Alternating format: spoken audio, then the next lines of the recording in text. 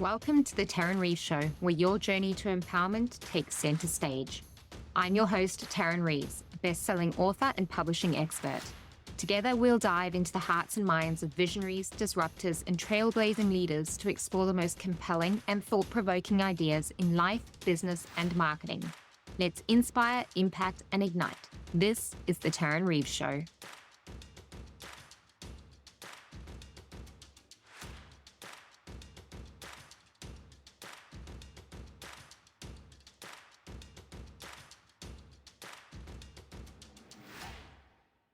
Today, I'm joined by Jason Ryan, who is currently enjoying the many benefits of Thailand, and I am very, very jealous. Now, Jason began his career in the mining industry, and he's been there for nearly 19 years as a dump truck operator.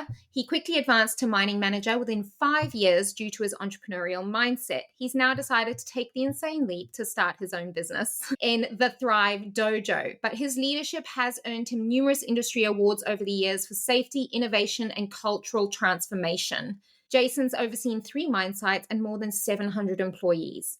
After years of witnessing the challenges faced by mine workers, such as poor money management, strained relationships, and declining mental health, he recognized the toll of long hours and time away from family. That is when his passion shifted from mining to empowering mine workers to thrive. Enter the Thrive Dojo, a community dedicated to helping mine workers optimize their time in mining and build their ideal lives. Jason, welcome to the Tarryn Reeves Show. Thank you, Tarryn. Good to be here.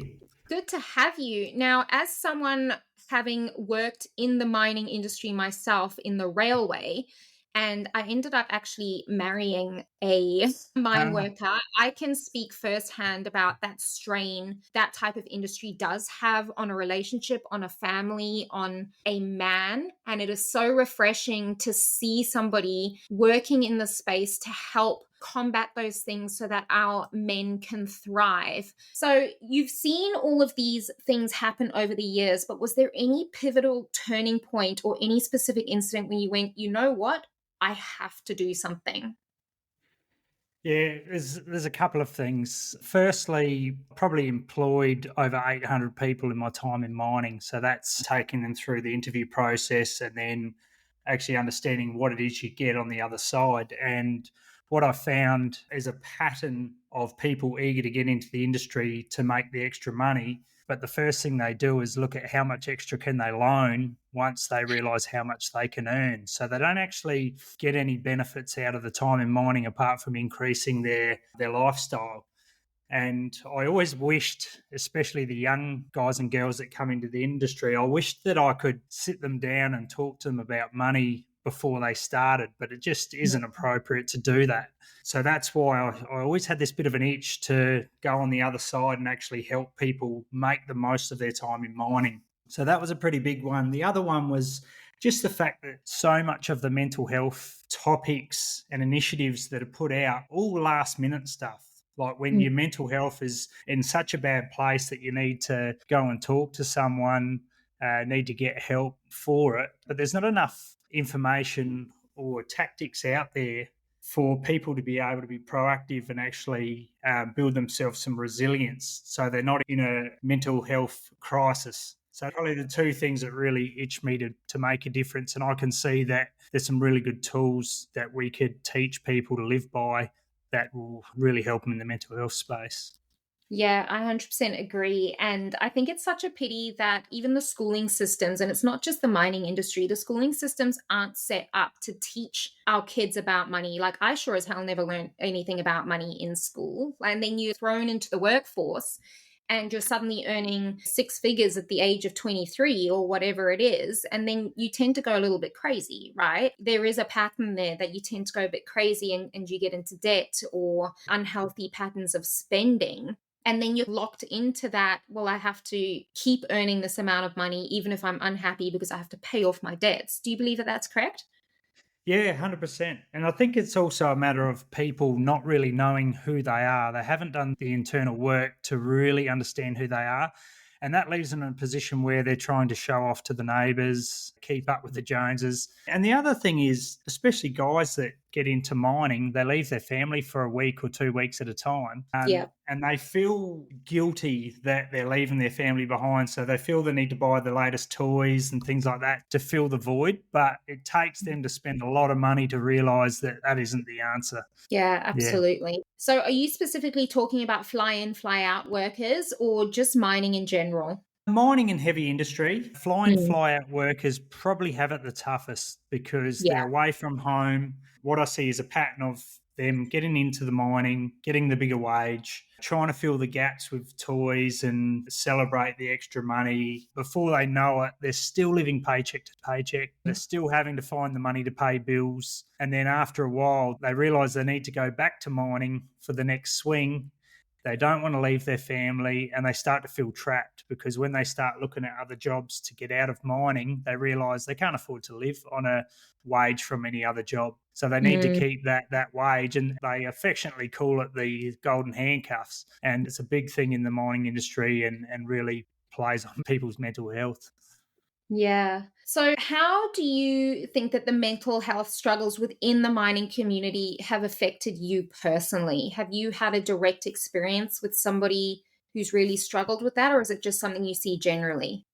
Yeah, I've actually had multiple employees, one of them being a supervisor. It was a direct report to me that actually committed suicide. So over the years, we've definitely seen a good level of that. Some is around pride. Obviously, they had some mental issues as well, but certainly a couple of those was solely related around the hole that they've dug for themselves money wise, and they couldn't see themselves getting out of it. No Mm. one really suspected, but we ended up in a position where we had a couple of suicides. And it's a tough thing to go through, and you feel like your hands are tied to a point. And it's really hard to say, I talk to people. When you got 800 employees, a lot of the time it's the ones that aren't crying out for help that probably need it more than anything. So hence why I really want to get in on the proactive side of things and help people not get in that mental health crisis space.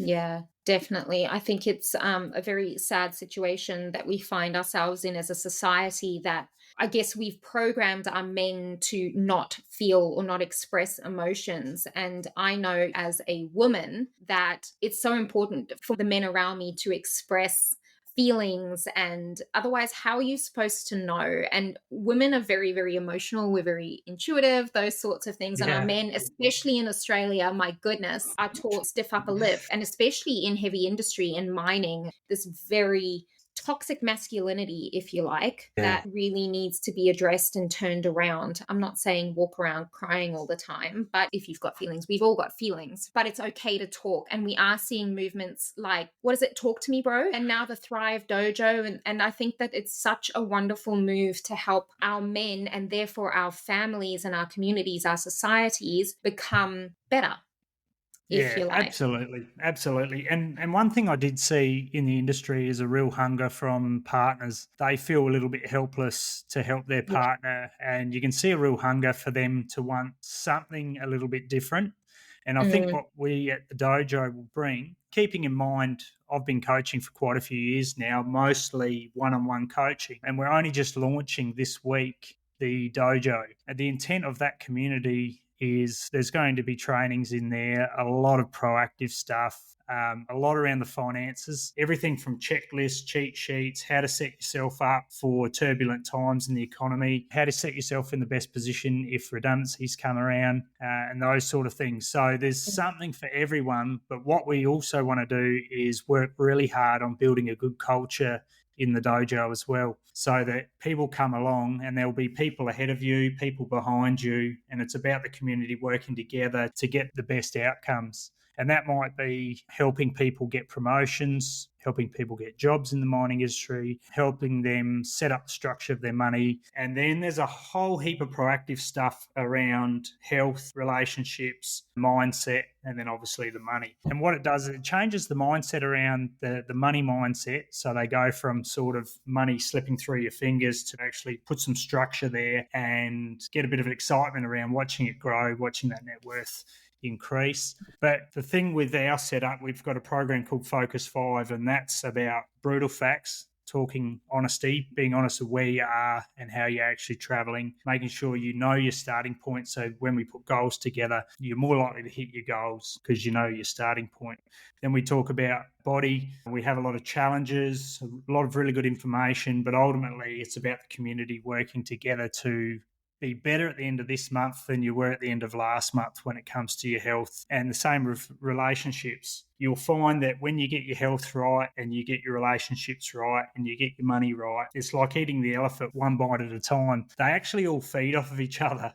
Poor money habits causes tension and friction in relationships. It also means you don't try as hard on your body because you've got all these other stresses and worries going on. And we have a really unique way of actually helping people tick away at each of those different aspects of their life to help, you would say, it gives a compounding effect. So within a very short period of time, they can see some really good lifestyle changes in their mindset and their functionality. So I think it's a really good program. The only thing we need to wrap around it now is a really good culture. Yeah, definitely. So we've touched briefly on finances and mental health. What about physical health for the heavy industry? Because having come out of that myself, like I know that there's a lot of obesity, a lot of really unhealthy eating, unhealthy drinking habits, a lot of smoking, that kind of thing. What has been your experience in the physical health realm of the mining industry? In my experience, most people wait until there's a bit of a dilemma. You're on the borderline of getting diabetes, you have a minor heart attack, and those sort of things. There's usually some sort of health issue before they make a big change. But what we're trying to do in the dojo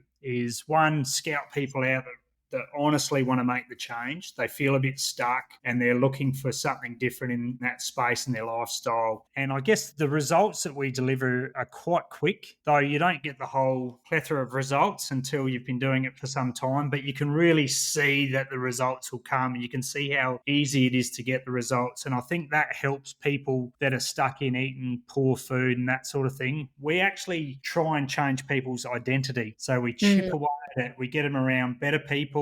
We get them to stop telling the old stories. We get them some good news stories. And then we set some challenges. So they're doing something drastically different to they're doing now for an extended period of time. So in 30 days' time, you'll be a different person than you are today. That's the intent of the way our dojo is set up.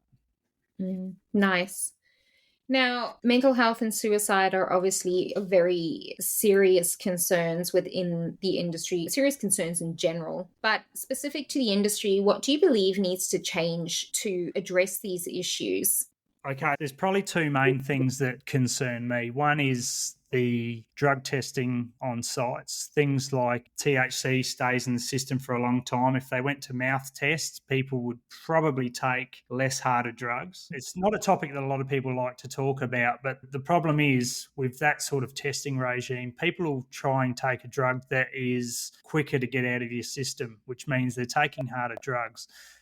So that's not a good start. The reason they're taking the drugs is because they're already got a bit of a mental health crisis going on and Yeah. they're just trying to numb the pain. So drinking and then drugs. So that's one aspect. And I think the other one is the culture at sites. You could have someone that's in a really good headspace. They get a new boss. The boss is a bit of a bully and all of a sudden they're living a nightmare as opposed to Yeah. where they're enjoying their job before. So it's really important the culture that you build, that you have a good set of values, a vision and a mission, and you actually live and breathe those values. So even personally, if you didn't have a company with a set of values, you're better off making your own set of values and living and breathing them. And it actually does give you quite a bit more mental strength, knowing who you are and what you stand for. You're not pushed around by all the external forces.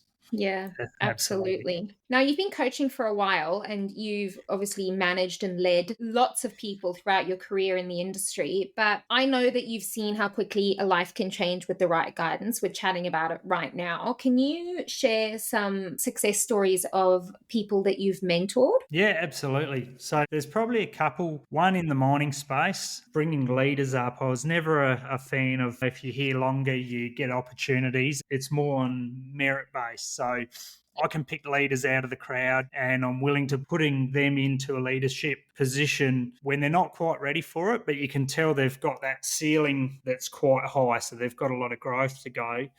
And Yeah. so that's a really good space to grow a better culture, get the right people in the right seats, and it helps the whole operation. But also, they get an opportunity where they're pushing their limits and they're growing quicker than they normally would. And obviously, you've got processes for training, whether it's on the job or in the classroom and those sort of things. With the coaching itself, though, I don't do a lot of work on mental health directly. A lot of the work we do feeds into the mental health. So it's a lot of challenging work, a lot of getting out of the comfort zone, a lot of reframing the meaning you put behind things. And then there's a lot of repetition where people just see the patterns and it's almost like they're programming themselves to be stronger, more resilient, those type of things. But I've certainly had people that have put on a heap of muscle, lost a heap of fat, changed their relationships. And it might be the small things, but a lot of people are stuck in the frame of mind that why should I do all this when she's not doing this in return and those sort of things. So we're big on taking responsibility for yourself. If you want the queen to show up, you need to show up as the king. So it means putting the work in up front and you'd be amazed at what you get in return by being the bigger person. And at the end of the day, if you want to take control of your life, you've got to lead by example. That's all there is to it. Yeah, absolutely. I think it's a very interesting mindset, specifically here in Australia, that I've seen. Obviously, I'm not from Australia, I'm from Africa originally, but I have lived here Yep. for over 20 years now. And it is a very interesting cultural experience where there is this air of entitlement. Like you said, why should I do this if they're not doing that? Or I show up to work, so I should get a lot of money. Or do you know what I mean? Like there's this very interesting kind of dynamic at play from a cultural perspective. And I think the US tends to have some of this as well, maybe not as much, but I've definitely seen it rampant here in Australia. And I think that can be quite damaging to how people can thrive. Because if Yeah. you're in that air of entitlement and, well, they owe me, and this kind of us versus them attitude in the industry, and then playing it in the relationships as well. I go to work and I earn six figures. What is she doing? These sorts of things. So, what is your perspective on that? I know that you're Australian and that you've been brought up in this, and we were chatting before, you haven't really traveled either. Now Yeah. you're in a third world country. What's your perspective on all of that? I've got very strong opinions on entitlement and the victim mentality. Same deal. Uh, yes. I think you need to take responsibility of absolutely everything in your life. It might not be your fault, but it is your problem. Yes. No one's going to come save you. You need to save yourself. So I definitely see a lot of the entitlement in the mining industry. And I also see a lot of entitlement just in the bigger corporate industries. I guess at the end of the day, for the dojo, it's not a massive concern for me because we hope to filter most of those people out prior to coming in. However, we do have a free Thrive Dojo, which will be putting all of the resources in so people can go in there and get all the resources. And that won't be as heavily, policed for culture. When we talk about going into the Thrive Dojo itself, very different ball game. There'll be an onboarding process. We'll need to make sure that they fit a certain criteria because at the end of the day, what people are paying for is the culture. It is the people that they're going to be around. And that's part of that identity change is being around better people. If we just people in there that don't take responsibility and blaming everyone but themselves, it's not going to be conducive to what we're trying to do. So we will be very strict on that side of things. Free doesn't often mean results. We'll have the free community because people can go in there, get a taste for it. And if they want to come into the paid community, hopefully they pick up some of the way we do business and they can bring that with them into the paid community. Yeah, it is true that you become like the people you surround yourself with. So choosing who you let into your space, even family wise, friends wise, work wise, it's so important who you allow access to and the boundaries that you put in for yourself about what you will and will not accept behavior wise for people who play in your arena. Now, if somebody is struggling with their mental health, finances, relationships, that sort of thing, how can they take the first step towards turning things around, even if they feel stuck? Can you give us some practical advice? depending on what space they're in. But just to give you an example, I did have a gentleman that worked for me and he pretty much couldn't get out of bed. He was in a whole world of pain mentally Mm. and he just couldn't shake it. And what I asked him to do was today, I want you to drink a litre of water and I want you to get out of the house, get dressed and go for a walk around the block. And I just want you to achieve those two things because half the time when people are in a bad space, they just need someone to cling on to. They just need someone to tell them, what's the next step you need me to do? And then go do that, get a couple of wins on the board, and then move to the next step. With what we try and do in the dojo is actually we try and paint the picture for them where they could be and show Mm. them how it is that they get there so they can see it's not that hard. They've just got to do a few tasks a day to get that balance in their life and they'll start to see the results. And we've got a heap of cheats that we can help them get some good wins on the board really quickly. And it's just a lot of things that people don't think about that they can do to improve their life. And sometimes you don't need any extra time to do them. There are things you can do in the car, things you can do while you're exercising. But the biggest things for mental health is you need to do something physical every single day. You need to hydrate yourself. And I suggest putting some sea salt or some Celtic sea salt or Himalayan rock salt in your water. It makes it like an electrolyte, helps with hydrating, but more so than anything, water actually helps you detoxify. It gets you in a better mental state straight away because you're hydrated, you're pushing some of the toxins out of your body, and then you're exercising every day. And then obviously you can go to things like eating whole foods. And then there's some really good stuff you can do around relationships as well. Just basic things like have an intention when you get home from work this week. And my intention Mm. is to just listen, just really get to understand my partner. So there's some things like that you can do. And even when you Yeah. go back to work and you fly out, you can have some fun with writing a heap of notes and leaving them around the house for them to find during your block. It gives a sense to the partner and the family that you're still around. And it causes more conversation, more communication. It's just more interaction parts that Yeah. you get with your partner and your family. Some people think they're silly, but honestly, I've never heard anyone say that was a waste of my time. I am not together with my husband anymore, and the work was a big part of the reason our relationship fell apart. And I think things like notes, because all the partner is craving, in my experience, is connection. And then you add kids to the mix, and Yeah. you're left basically being a single parent all the time. And, resentment can build, lack of communication happens, lack of connection, date nights stop. And that is so damaging to a relationship, I believe. So, Yeah. keep notes around the house, while people may think it's silly, to your partner, they would really value that connection. It would put a smile on their face. Even if they do think it's silly, they might have a little, that's funny. There's still that connection that happens without being face to face. So I think that's a brilliant idea. To all the men listening, take note. Yeah, yeah, absolutely. And it does make a big difference. But when you think about it too, a lot of the things that couples fight about are things that notoriously we don't talk about. Mm. Money, we don't talk about, we avoid it, especially if you're no good with money and you've got no structure around your money. We tend to just avoid that conversation, but we argue about the results we're getting from it. Sex could be the same thing.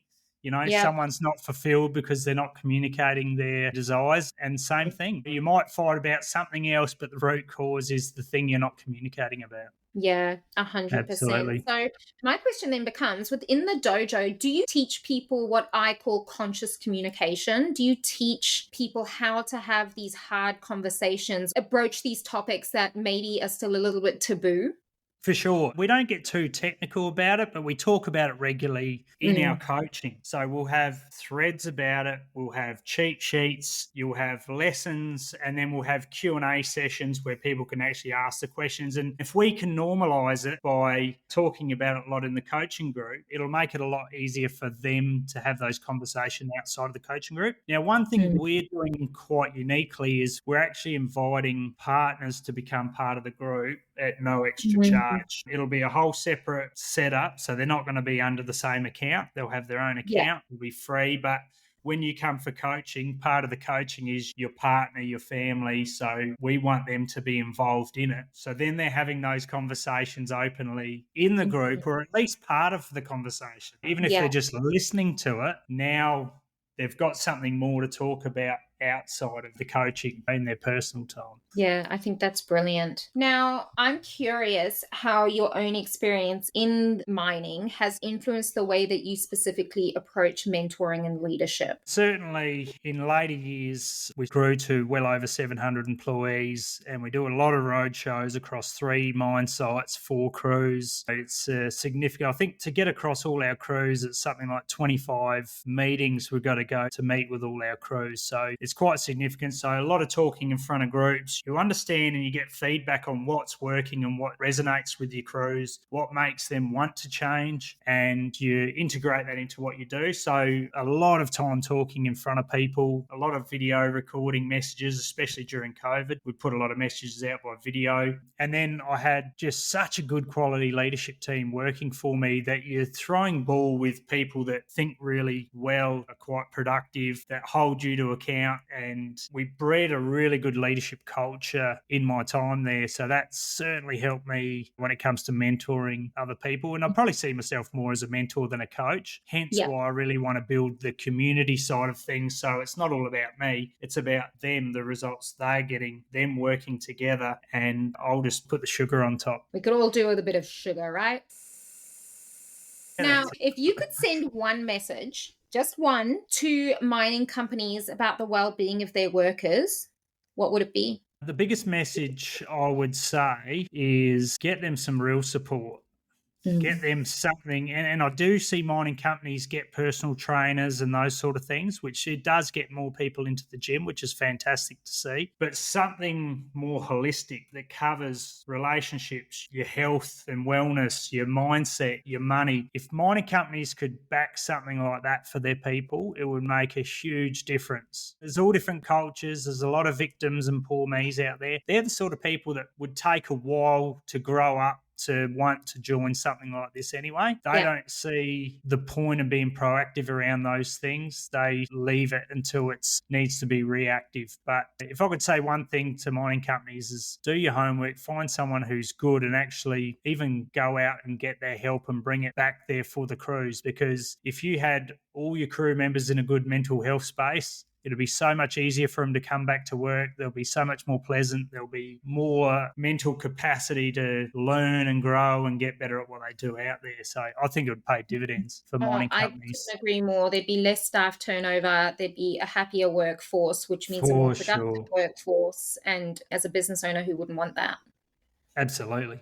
Absolutely. Yeah. And you'll become the employer of choice because word will get around that you get all these benefits and people are quite happy with it. And the way we've set up our coaching is that it's like a buffet. You can pick and choose what works for you. We have a standard program that everyone uses to, like I said, eat that elephant one bite at a time and get Yeah. good balance in their life. And I've yet to see someone's gone through the program and hasn't really grown and made a visual, physical, and financial difference to their life. Mm. Now, Jason, we have a tradition here on the podcast called the Book Drop, and we want to know what book has impacted your life either personally or professionally. Has impacted my life the most. One book that's had a massive impact on my life is As a Man Thinketh by James Allen. It's one of those rare books that are really short, really easy to read, but incredibly deep and changes over time. It's full of gold nuggets. You can read a single paragraph and you can spend the rest of the day unpacking it.